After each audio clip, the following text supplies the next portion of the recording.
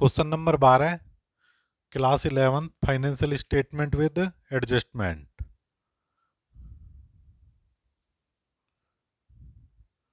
तो इसमें कुछ एडजस्टमेंट दी हुई हैं, उनकी जनरल एंट्री पूछी गई है हमसे। Give general entry for following adjustment in final account. Trial balance में दे रखे हैं सन्ड्री डेटर्स 6,60,000 के, बैड डेट्स 15,000 का, और जो ओल्ड प्रोविजन है वो 40,000 का। एडिशनल बैड डेट्स 20,000 और maintain provision for doubtful dates 5%। तो इसकी हमें जनरल एंट्री करनी है। तो देखिए इसके लिए हमें क्या करना पड़ेगा। तो ये पी एंड एल अकाउंट बनाते हैं हम। पी एंड एल में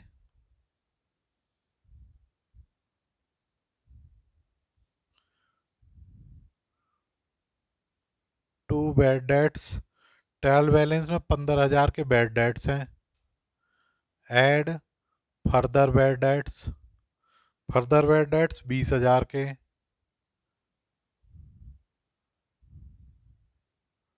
तो ये टोटल हो जाता 35,000 बैड डेट्स में।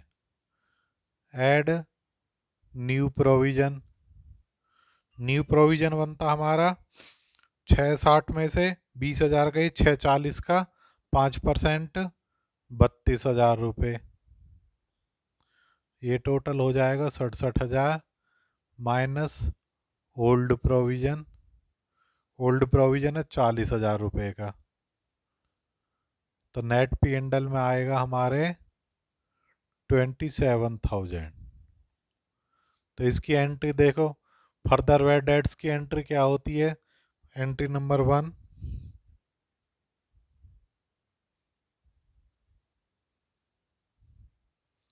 Bad debts account debit, loss हो गया एक और, क्योंकि इसकी एंट्री तो पहले हो चुकी है 20,000 की। एंट्री करनी है हमें 20,000 की टू सन्ड्री डेटर्स।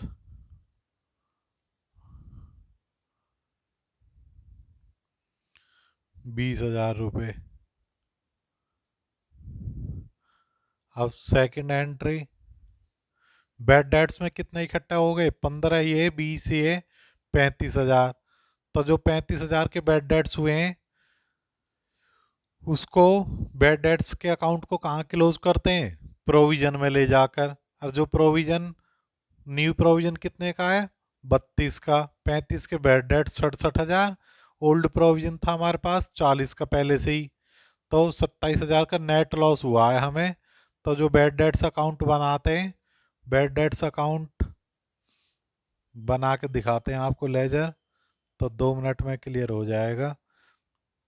ट्रायल में इसका डेबिट बैलेंस है टू बैलेंस बी डी 15,000, एक 20,000 की एंट्री आ गई टू डेटर्स अकाउंट 20,000।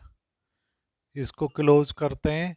इसके बैलेंस को कहाँ ले जाते हैं हम, by provision for doubtful debts में 35,000। तो इसकी एंट्री कर दो,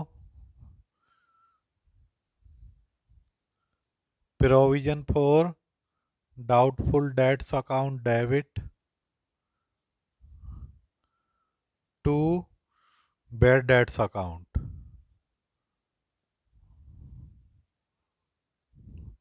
ये इस लेजर से ही क्लियर होगी एंट्री 35,000।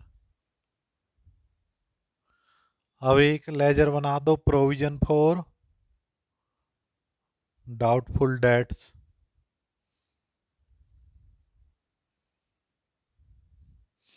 ओल्ड प्रोविजन 40,000 का है, बाय बैलेंस बी डी 40,000।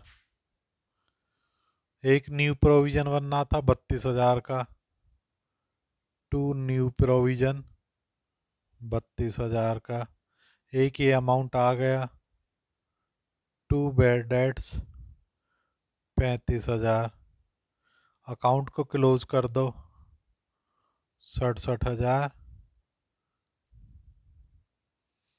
तो ये 27,000 आ जाएगा by P and L balancing figure. ये साइड ज़्यादा होती तो इधर आता पी एंड एल। तो एंट्री कर दो ये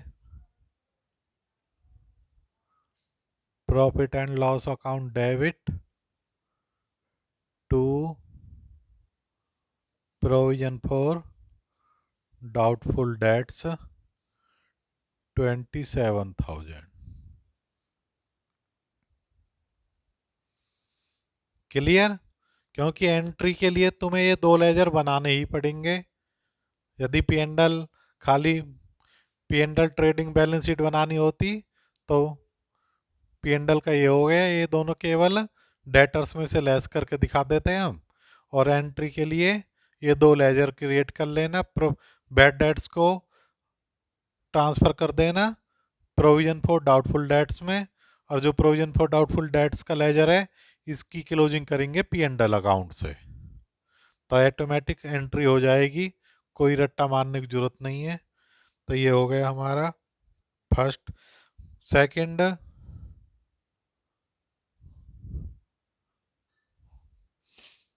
goods costing 20,000 were distributed among staff member as free of cost. तो स्टाफ मेंबर पे कोई चीज़ बांटते हैं तो स्टाफ वेलफेयर बोलते हैं उसको, ये लॉस नहीं है कोई।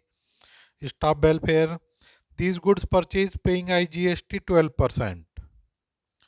तो स्टाफ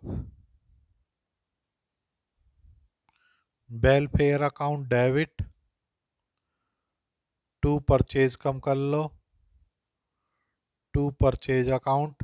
कितने की थी परचेज अकाउंट? 20,000 रुपये की।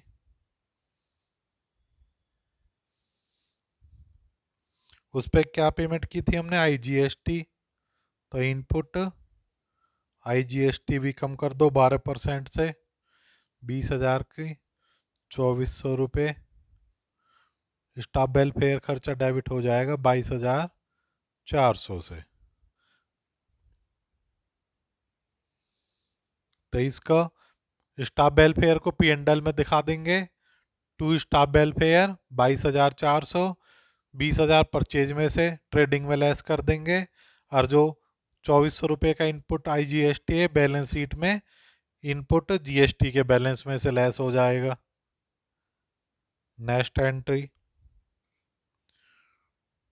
2 मंथ रेंट 15,000 वर्ग पर मंथ इज आउटस्टैंडिंग। तो 2 महीने का रेंट हमने दिया नहीं है। Rent is subject to levy of 12% IGST, और उस पर हमें 12% का टैक्स भी देना है।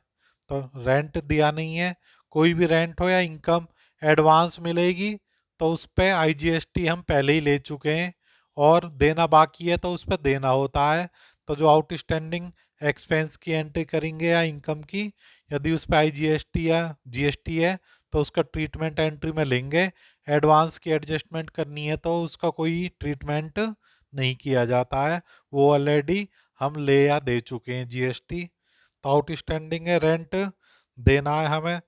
कितने का देना? 30,000 का तो रेंट देना है। रेंट अकाउंट डेबिट, 15 दूनी 30,000, 12% टैक्स देना है। तो जो टैक्स देते हैं वो इनपुट होता है हमारे लिए, इनपुट IGST अकाउंट डेबिट 30,000 का 12%, 3,600 रुपये। आउटस्टैंडिंग किसको देना? Outstanding rent account. Outstanding rent आ जाएगा 33,600 रुपये से।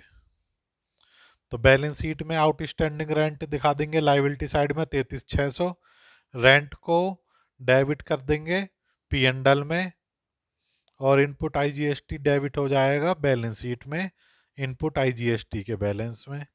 तो ये एंट्री नंबर 3 हो गई। Entry number 4, including general expense is annual insurance premium 10,000 paid for the year ending 30 जून 2019। तो 31 मार्च को हम एंट्री कर रहे हैं।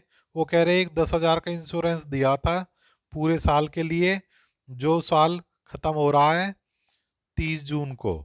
तो अप्रैल मई जून 3 महीने का हमने प्रीपेड दे दिया इंश्योरेंस। प्रीपेड इंश्योरेंस डेबिट पूरे साल का 10,000 है, 3 महीने का कितना आएगा? 3/12 कर लो, 3/12 का मतलब 2500 रुपये।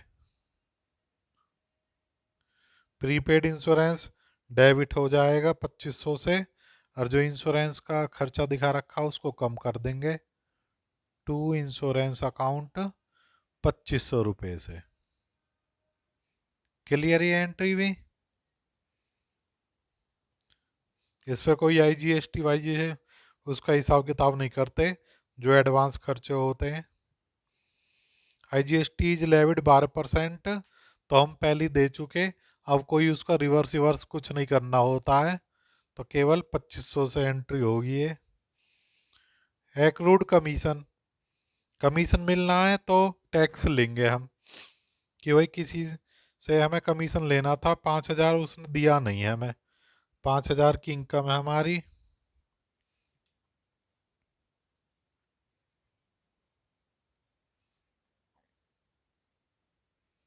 Accrued commission debit to income to commission account. 5000 तो उससे हमें कमीशन लेना है, प्लस में आउटपुट IGST, क्योंकि ये गवर्नमेंट को देना होता है इसलिए आउटपुट होता है, किसी से कलेक्ट करते हैं तो हम।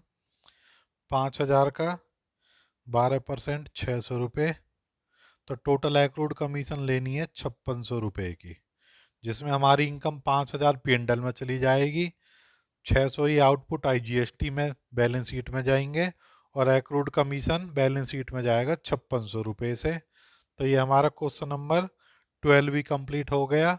सॉल्यूशन पसंद आया वीडियो को लाइक करो, शेयर करो, चैनल को सब्सक्राइब करो और फ्रेंड में शेयर करो। धन्यवाद।